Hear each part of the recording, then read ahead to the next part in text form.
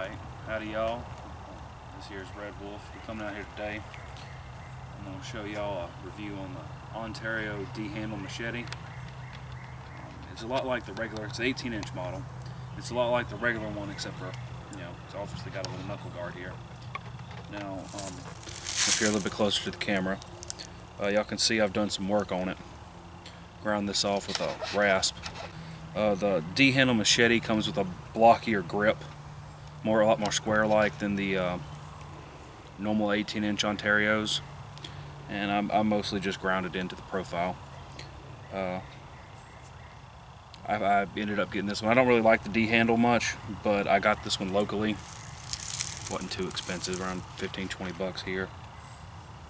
And so far it's my go-to machete.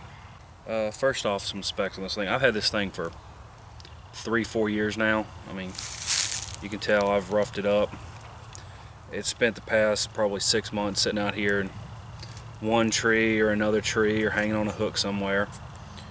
I mean, I've used it for everything. Now when I got it, it's got a pretty good edge. I gotta say, where the edge is good right here where you work it is really good. Came from the factory real good. Two things I didn't like, and you can see, you might can see a little bit even right here. The top edge right here, the actual edge bit, wasn't ground very well. It's flat up there on that top edge. That's kind of normal machete, and I really don't care for it not being edged all the way to the handle.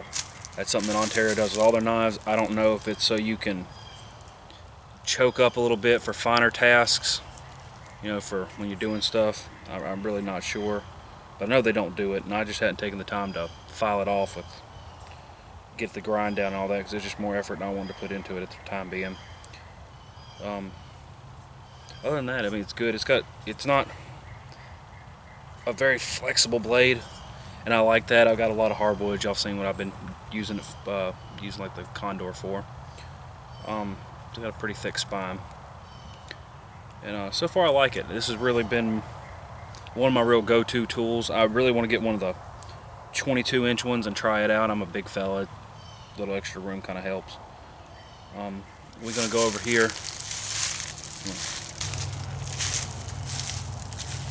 So this is the same tree as last time. You see, we've been chopping on a little bit, testing out some stuff, including this axe on my belt. I'm going to review in a little bit. But I'm going to do a chop on this in a second for you to see it. But I'm going to first show you one of the things I like about this, and I think Dave Canterbury and a couple of people, he likes to, remember correctly, he likes to change his grind up a little bit down here.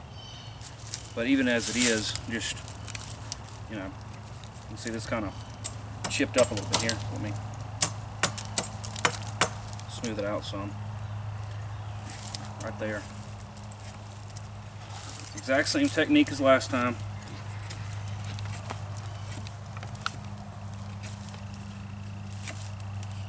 And I'm working down here on this part, and the edge down here is even worse than up here. If you move up, how about that choke bit right here? If you move up a little bit, it's a real fine edge.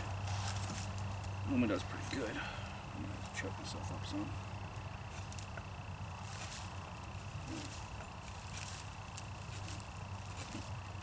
Closer to the core.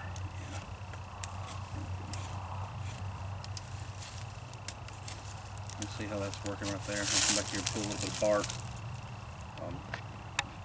I'll peel a little bit of bark, give you an idea how that works.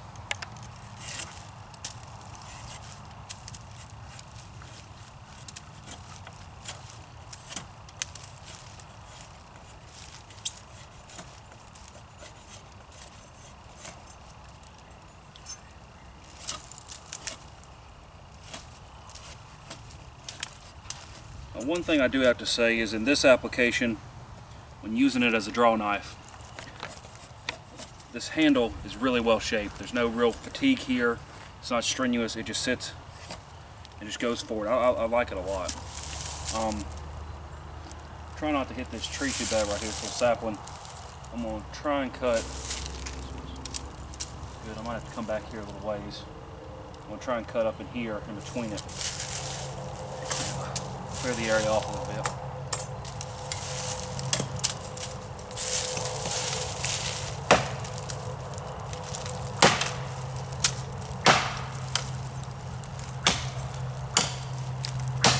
Alright, if y'all can't tell, we thought the angle might have been a little bit bad, so we're going to come back and finish chopping this from over here, so we can get a better view.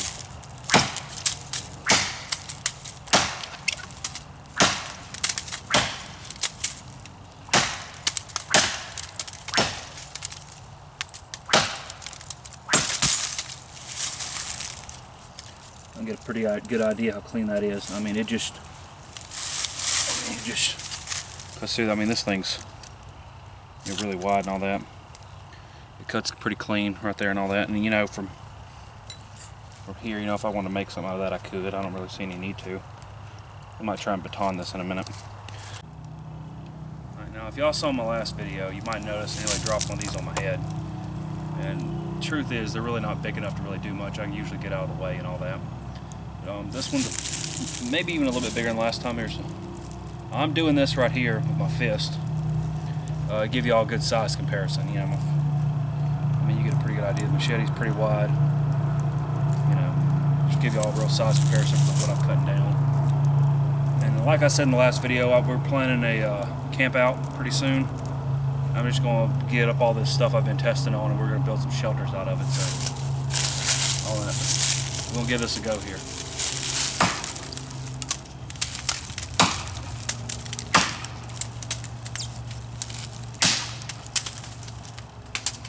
Now y'all can see that right there. That was what, 4 blows? I mean, it's pretty self-explanatory right here. I'm going to come around this other side and cut this way.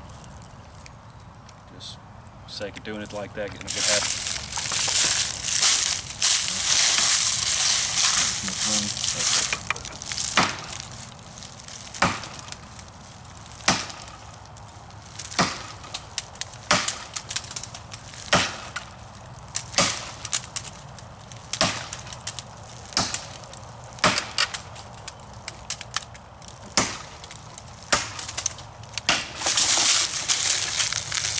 Nasty blows.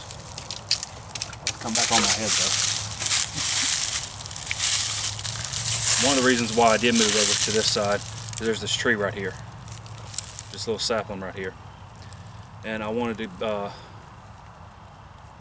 show some of the power stroke you can get in here without all this room back here to those big haymaker swings. Just give you all some idea what this can do. And I mean, this thing's still absolutely razor sharp. There's no hint of a rolled edge. I mean, it's still, I'll still take little chunks out of my fingernail right there. It's not shaven sharp, but it's more than work worthy.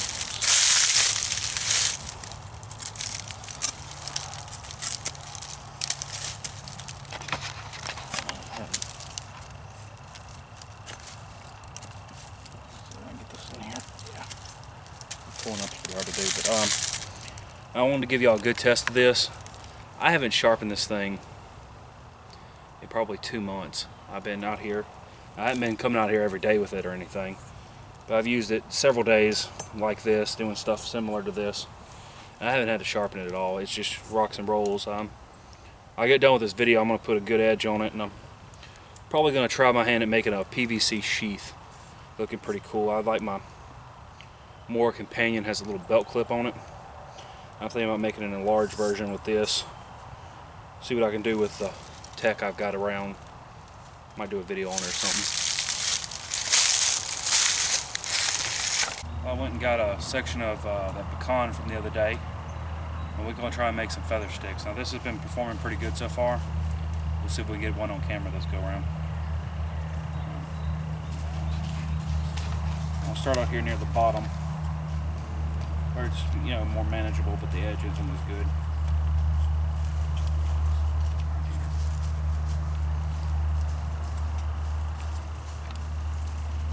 I mean, it's doing pretty good right here. And like I said in the past, I'm not the end-all be-all on feather sticks. But, you know, for shavings and whatnot, it's doing really good, you know. I mean, just rough fast, that's got me in frame.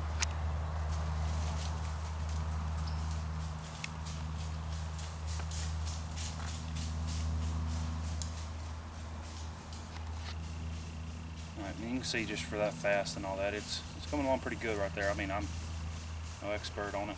Now further up the blade will be sharper, and I'm probably going to come back down here reprofile this a little bit, but you know, I wanted to give y'all a honest review on what you're gonna get for your money.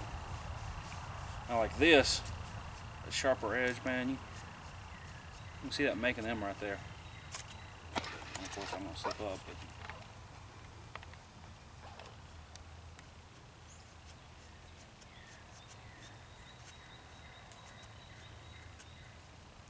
I mean that's good. Those are real tight little ones.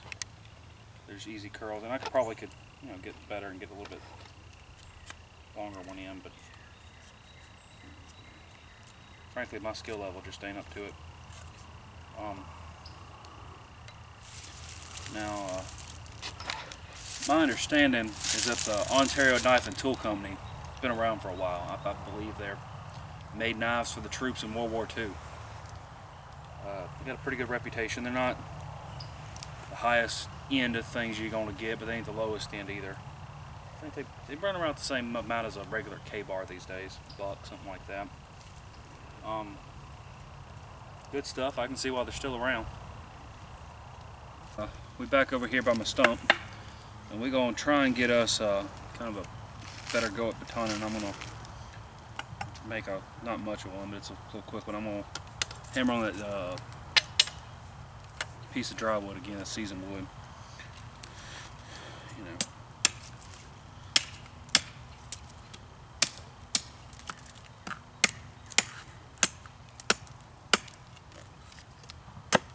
Bad show, wouldn't it?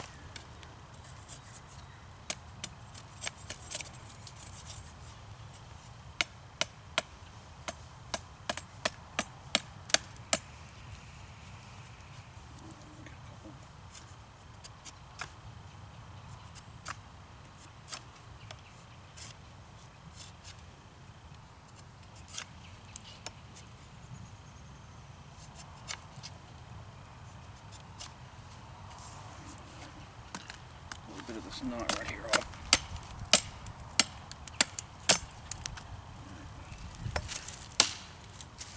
Alright, now we're going to go a little bit more for the edge this time. I've been since informed that is more proper etiquette is to come over here for the side edge. Just try and knock a little small piece off.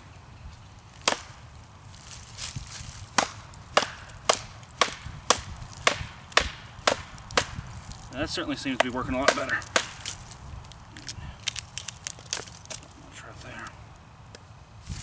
Here, get another little growth ring.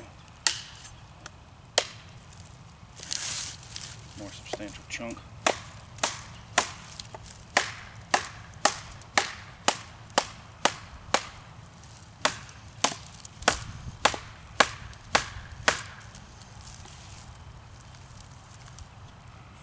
Good.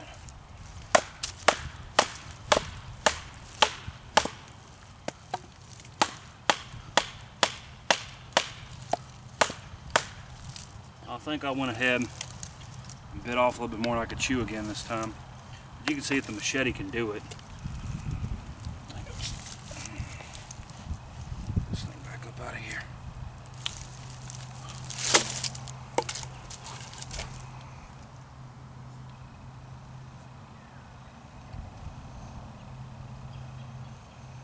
Yeah, it's still not rolled or anything. It's still sharp. It could certainly stand a little sharpening after that beating, but it's working pretty good.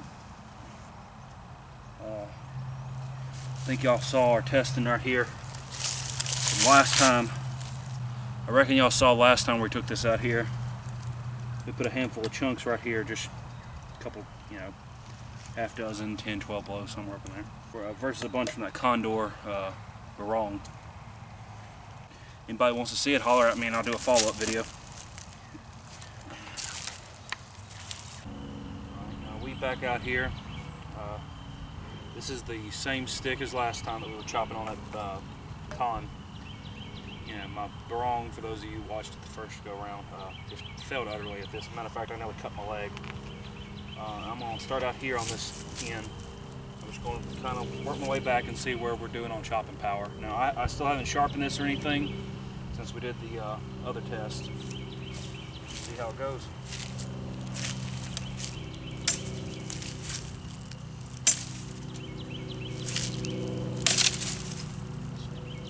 That clipped the first one and broke the second one off. I'll count that as a win. It's going to be in the way.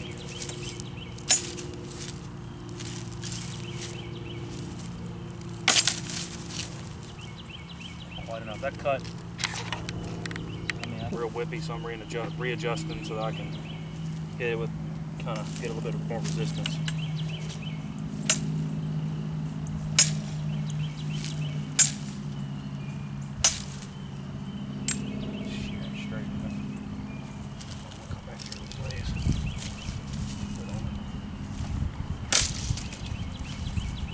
I cut about halfway through, broke back up toward me.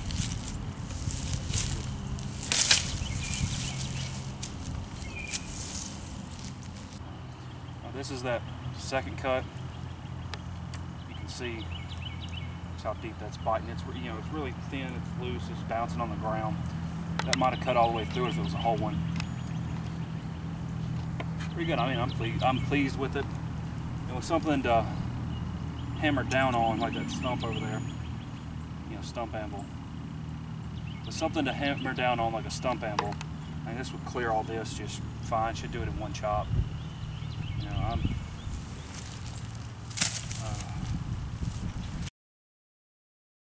I'd have to say, all in all, I'm more than pleasantly surprised with this thing. I think right now retail they're running about $30 without a sheath. Sheath normally run you another 15 to 30 from what I've seen, whether you want the nylon type or the old Army style hard plastic. I think it's well worth the money. You could do a lot worse. You pair this up with more companion, something like that. You've got a whole tool system for $50, $100 worth of input easy. Until next time, this is Redwolf signing off. Keep up a good fight. If you like the channel, be sure to subscribe, check out our blog. We'll have some more stuff up on there. You know, we're just getting started right now, but we're going to keep this rolling. We'll just see what all we can get done.